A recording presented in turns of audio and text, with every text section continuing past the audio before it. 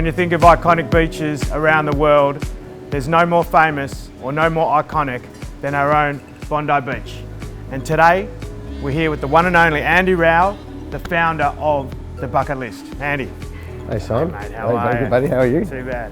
I remember sitting out here 6 or 7 years ago on milk crates, and now you've got the most desirable destination in Australia. Talk us through it. We called it a pop-up because we didn't get the keys to the lease of the building until the 16th of December. Yeah. And we knew we had to open up for summer to get it going, so we went, right, let's do buckets of beers, buckets of fish and chips, buckets of prawns. Right. We call it the Bucket List. And from that we just slowly evolved. Ever since opening we haven't shut for one day ever. I know. And we just kept evolving and seeing what the people wanted, and the community wanted, and the tourists wanted.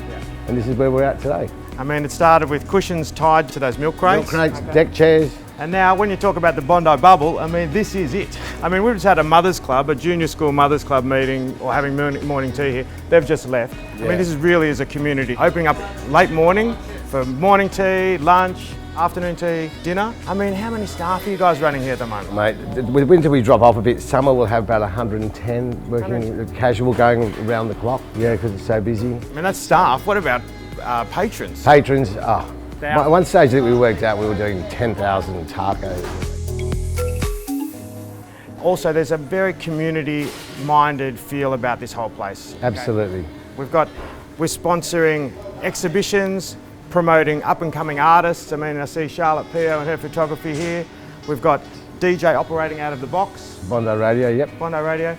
I've come to at least half a dozen fundraising functions here, just in the last sort of 2 years, and you've been at every one of them. Yeah. So that is a very dedicated spirit of yours, community-minded, and a lot of these things don't happen by themselves. No, that's a lot of work. We do things like we raised $3 million for Lucy Turnbull for the Prince of Wales Hospital a few years back, just before Malcolm became Prime Minister.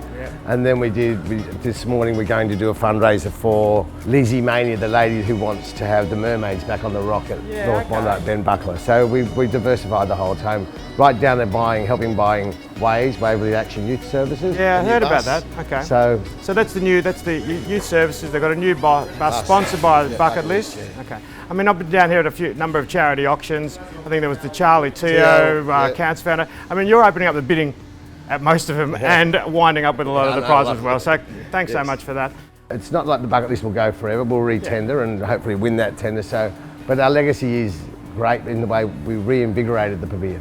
Where it was still so unutilised, and now everyone's focus is on the pavilion, and that's why they're fixing it, because it does need fixing up desperately. Yeah. It needs that injection of capital into it, and you understand about that. I mean, to have this as an iconic destination worldwide, I mean, it's a good feeling.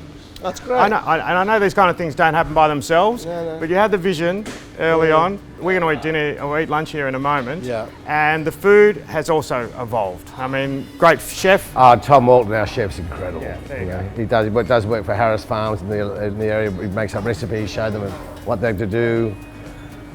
They can buy online from it. He's great, and he's become a very well known on Instagram as well and around the chefing world. What do you think is the draw card to not only the Bucket List but to Bondi itself? Me. What?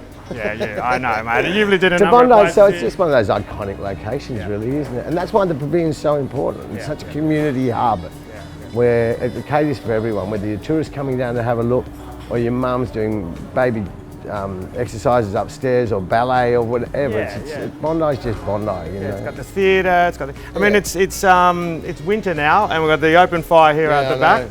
I mean, we were here the other day and it was raining. I mean, there's not too many spots you can go to when it's pouring with rain. I mean, the promenade's so... Yeah, well, it's great sitting in the front room there and watching a storm roll in. I mean, you know, we've had a lot of people come here. There's a lot of repeat business. I mean, Andy, you must just be wrapped with the local commitment to the... Yeah, but the local commitment to me is it's like you with what you do. You know, I've known you for years in your real estate world, and as you've known me for years in my restaurant world. And like the people you want to acknowledge and thank are your customers, and that's because they're the return customers that keep coming back and using you. And as you know, Simon, when you're in business, if you're not good at what you do, people won't come back to you. And it's like, you get repeat customers is the most important thing in the world to me and to you. You do it extremely well. It's no wonder it's a repeat business. So do you, buddy. We look forward to summer coming along. And if you want to live in the best part of the world, I'm sure Mackenzie and I can find you a house or an apartment. Absolutely, they're the best. Andy, thanks so much, mate. Let's have lunch. Right, let's do it.